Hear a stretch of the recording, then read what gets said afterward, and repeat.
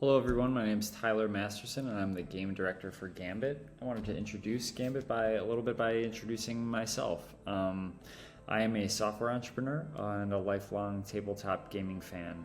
That lifelong journey started for me as an only child with a super high level requirement of stimulation. I was pretty much always bored, so everything around me was a game and people around me had to play.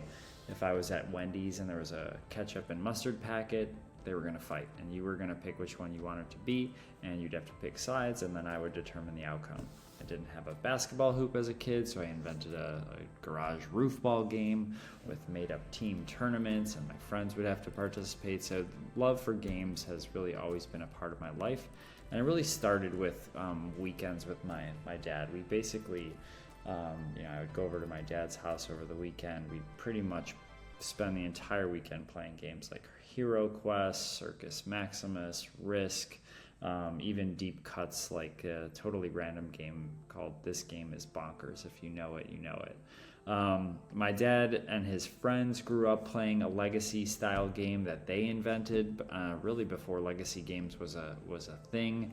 There was like a horse racing legacy game, and then they had a football legacy game where it's mostly about like stable management and team roster management. And then my dad created a game called the Masterson Basketball Association. So his love married his love for games with his love for basketball, and we called it the MBA. My last name's Masterson, so it's like a dynasty basketball sim, and it started in 1994, and we're still playing it. We're on season 56 of the dynasty, so that makes 31 years running, and really that's like the beginning kernel of why I love games, and been playing them my whole life. And then in 2012, I got injured, so I used a wheelchair to get around, and in that injury was kind of a traumatic life experience where everything in my whole life changed. Basically everything. I had to learn how to redo everything and adapt to everything. There was one thing that didn't change, and it was my board game hobby and my love for board games. Since, board games, you pretty much, in most games, you're just sitting at a table playing with friends socially. So like that didn't change, and that kind of like made my love for games grow deeper.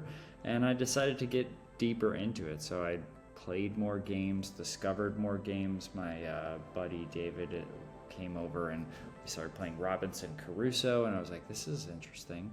Then we discovered Gen Con. We've been going to Gen Con every year, got into heavier strategy games. I started competing. I'm a really competitive person as an entrepreneur, and started competing. So I participated in some Gen Con tournaments. I actually won 2 of them, won Puerto Rico and Evolution.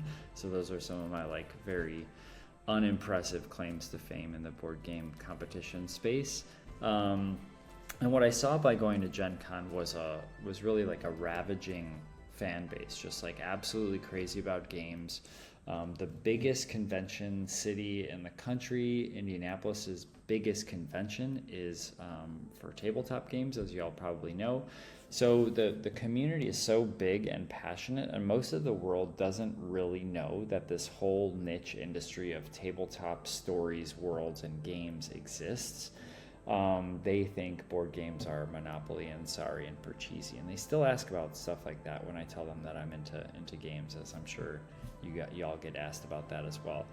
So I started thinking about game design, and I saw collaboration really being a common, like a new macro theme across media. So there's a lot of collaboration blowing up in movies and music and fashion, people getting together from across industries to like remix their media. So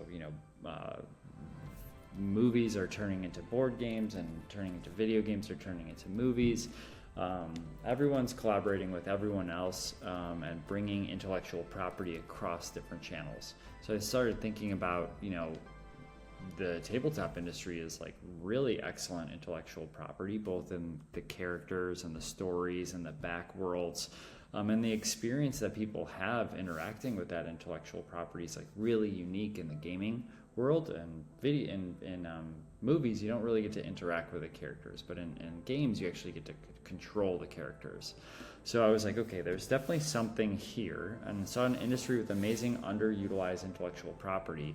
and production industry, like the game producers, struggle to get value out of their intellectual property outside of just creating duplicate, digital clones of their board game on Steam or Board Game Arena.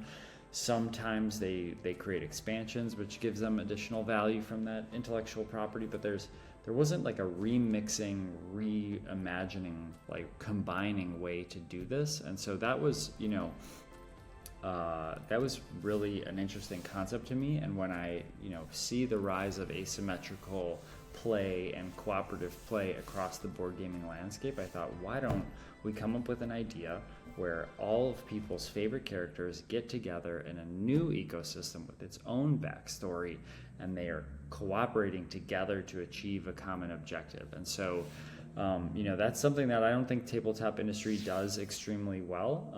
You have like some creators that cross-pollinate intellectual property in the tabletop space. Magic the Gathering is doing it really well right now with a bunch of their new releases. But I think there's an opportunity here for the entire rest of the industry to get on board with remixing and reimagining their intellectual property in a backstory universe, and that really is the Gambit opportunity. So giving characters shared motivations, setting them in a new world, create new stories that fans can help shape, and then ultimately let new fans discover them. I'm pretty sure there's an entire world of video game enthusiasts that don't know anything about some of these excellent properties in the tabletop space.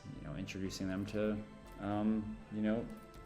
Champions of Midgard could be pretty interesting for somebody that liked Ogre Battle growing up as a kid. Just as like a very simple example, but let's expose some of this very large video game industry to the tabletop industry and see what cross pollination happens, and see if we can grow games for everyone. And that really is the opportunity at Gambit, is to grow the audience and grow the enjoyment, lift up publishers, give fans new experiences, help create new ones together, and that's what Gambit is all about. So we've got a great team to help make it happen, and I'm really excited that you're interested and made it this far in the video. So thanks everyone for letting me share my game design diary, day 0 for Gambit. Thank you.